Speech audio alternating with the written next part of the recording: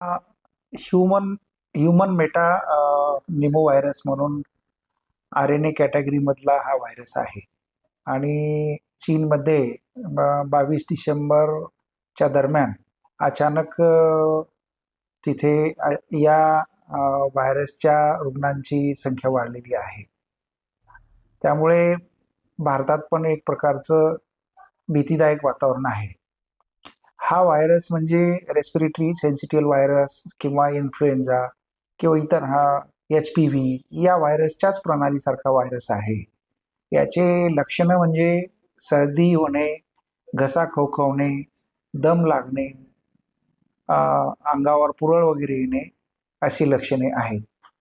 आणि जर ही लक्षणे हे 3 ते 5 दिवस राहतात. जर कधी-कधी ही लक्षणे आपोआप दुरुस्त पण होतात.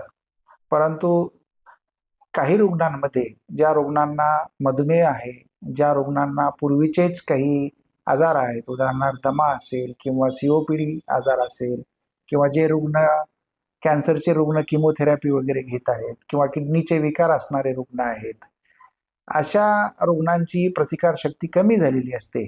त्यांना असे व्हायरल इन्फेक्शन होण्याचा जास्त धोका असतो.